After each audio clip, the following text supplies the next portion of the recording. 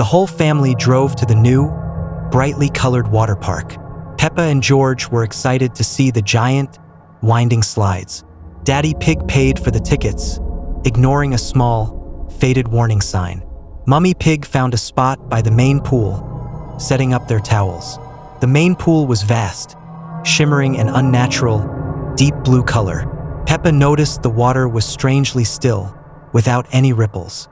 George immediately ran to the edge, eager to splash and play. A lifeguard sat high up, but his eyes were closed, unmoving. The silence felt heavy, a stark contrast to the park's bright colors. Peppa and George jumped into the pool, inviting water with a splash. The bottom of the pool was murky, hiding something below the surface. Peppa felt a sudden, cold current brush past her small leg. She looked down, but the water was too cloudy to see clearly. George was laughing, completely unaware of the growing danger. Suddenly, a massive, dark shadow moved beneath George's feet. Peppa froze, her laughter instantly dying in her throat. The shadow was too big, too fast, and utterly terrifying. It was a fin, a jagged, gray triangle cutting through the water. A silent, primal fear gripped Peppa's heart completely. She tried to scream George's name, but only a bubble escaped her lips. The water around George began to churn violently and rapidly. A flash of white, razor-sharp teeth appeared for a brief second. George disappeared below the surface, without a sound or struggle. The water settled quickly, returning to its unnatural stillness. Peppa swam frantically to the edge, scrambling out of the pool. She looked back, but the surface was calm, a perfect, empty blue. The lifeguard remained motionless, his eyes still closed tightly. No one else seemed to notice the brief, terrifying disturbance. Mummy Pig was busy reading, completely oblivious to the event. Peppa pointed and cried, trying to tell her parents what happened. Daddy Pig just smiled, thinking she was playing a silly game. He told her George was probably just hiding underwater for fun. Peppa knew the truth, a cold, hard knot in her small stomach. The pool was a beautiful trap, a hungry, silent blue monster. She refused to go back in, sitting alone on the edge, shivering. She watched the water, waiting for a sign, a ripple, anything. The surface remained perfectly smooth, holding its terrible secret. Peppa realized the danger was not just the shark, but the silence. The water park was not a place of joy, but a silent, blue grave. Peppa would never look at a swimming pool the same way again. Peppa and George played happily in the bright, sunny garden. The day was perfect, filled with the usual cheerful sounds. Mummy Pig watched them from the kitchen window, smiling gently. Suddenly, a strange, low hum drifted through the quiet air. It was a sound that felt wrong, a discordant, broken melody. A rusty, old ice cream van slowly turned onto their street. The paint was peeling, and the windows were dark and opaque. The music from the van was a tinny, unsettling, repetitive tune. It was not the happy jingle they knew, but a song of dread. George immediately stopped playing, his eyes fixed on the van. The van stopped right outside their small, familiar garden gate. A figure emerged, a pig in a stained white uniform and hat. This was the ice cream man, but his smile was wide and fixed. His eyes were small and dark, holding no warmth or kindness. He moved with a slow, unnatural, almost mechanical grace. He held out a cone, unlike any ice cream they had ever seen. It was completely black, swirling like a deep, endless void. The scent was sweet, overpowering, and strangely hypnotic. George, drawn by an unseen force, walked slowly to the gate. Peppa felt a cold, sharp dread pierce her small, pink heart. The ice cream man offered the black cone to George silently.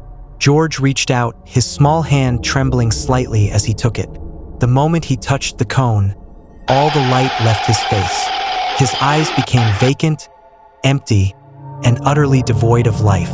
He stood still, a small statue holding the dark, frozen treat. Peppa tried to call his name, a desperate, tiny whisper. She wanted to scream, but her throat was tight and paralyzed. A wave of silent, crushing panic washed over her completely. She knew, deep down, that something terrible was happening now. This was not a game. This was a moment of pure, cold horror. The back door of the van hissed open, revealing a black space. It looked less like a van interior and more like a hungry cave. George, still blank-faced, began to walk towards the dark opening. He did not look back at Peppa or the house or his family. He simply walked, following the silent, terrible command.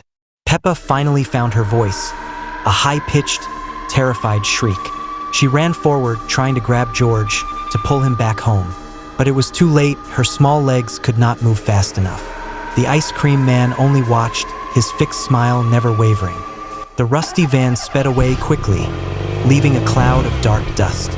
Mummy Pig and Daddy Pig rushed out, too late to see anything. They saw only Peppa, standing alone, shaking with silent tears. The van was gone, vanished as if it had never truly been there. Only the lingering, sweet, sickening smell remained in the air. It was bedtime at Peppa Pig's house, and the evening shadows grew longer across the children's bedroom. Peppa climbed into her top bunk while George settled into his bed below. The familiar pink wardrobe stood in the corner, its doors slightly ajar. The house fell into peaceful silence, but something felt different tonight. A strange scratching sound echoed from inside Peppa's wardrobe. Peppa lay awake, listening to the odd noises coming from her closet. The scratching grew louder, accompanied by a low, rumbling growl. She pulled her blanket over her head, hoping it was just her imagination. George stirred below, whimpering softly in his sleep.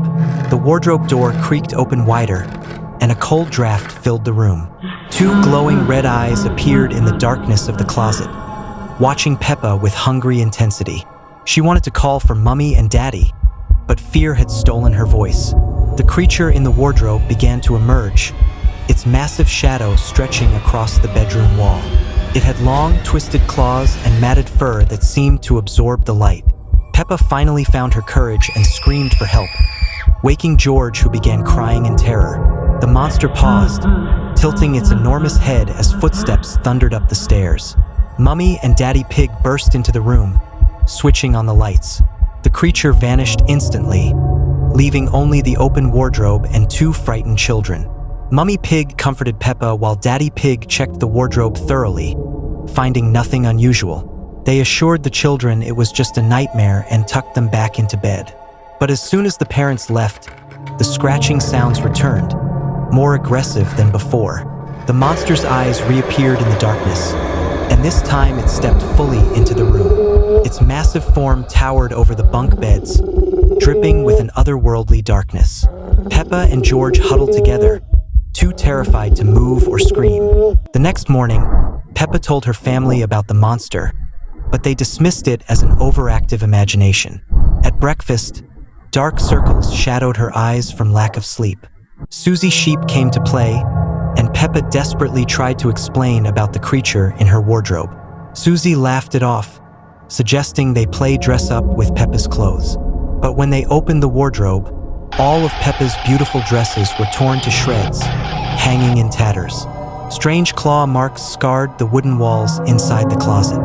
That evening, Peppa begged to sleep in her parents' room, but they insisted she face her fears. Daddy Pig installed a new lock on the wardrobe door, thinking it would help. As night fell, the familiar scratching began again, but this time the locked door rattled violently. The monster was trying to break free, its growls echoing through the house. The lock held for a while, but then came a tremendous crash as the wardrobe door exploded open.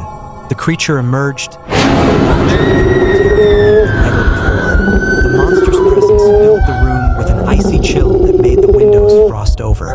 It moved with predatory grace toward Peppa's bed, its red eyes burning with malevolent hunger. George had fainted from fear, lying motionless in his lower bunk. Peppa pressed herself against the wall, watching in horror as the creature's claws extended toward her. Just then, Grandpa Pig appeared in the doorway, holding an old, leather-bound book. His face was grim but determined as he began reading ancient words in a language Peppa didn't understand. The monster recoiled from Grandpa Pig's words, writhing as if in pain. Grandpa continued his incantation, and the creature began to shrink and fade. He explained that this was an ancient shadow beast that fed on children's fears.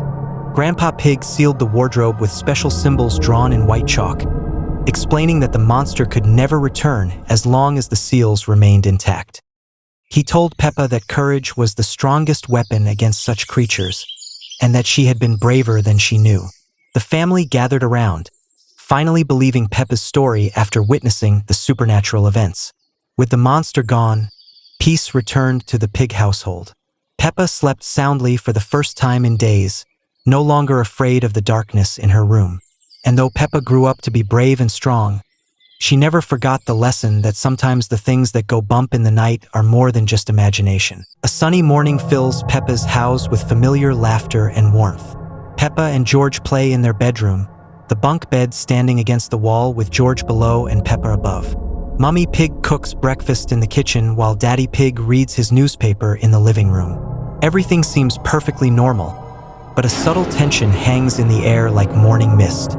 Peppa jumps in muddy puddles outside, her usual joyful squeals echoing through the garden. But something feels different today. Her jumps are more aggressive, more violent. The mud splashes higher than usual, covering her face in dark streaks. Her eyes gleam with an unusual hunger as she stares at the dirty water. The family gathers for lunch around their familiar red table. Peppa sits quietly, which is very unusual for her. Her parents exchange worried glances as she pushes her food around the plate. Suddenly, Peppa's teeth begin to grow longer and sharper. Nobody notices at first, but the transformation has begun. Peppa and Susie play in the garden, but the games have changed. Peppa chases Susie with predatory intensity, her new teeth clicking together hungrily. Susie runs in terror, her bleating cries echoing across the hills. The innocent playground has become a hunting ground. Mummy and Daddy Pig finally see what their daughter has become. They stand frozen in the doorway, unable to comprehend the monster their sweet Peppa has turned into. Her growls fill the house, replacing the laughter that once echoed through these walls. The family portrait on the wall seems to watch in silent horror. Peppa prowls through the house at night, her teeth gleaming in the moonlight streaming through the windows.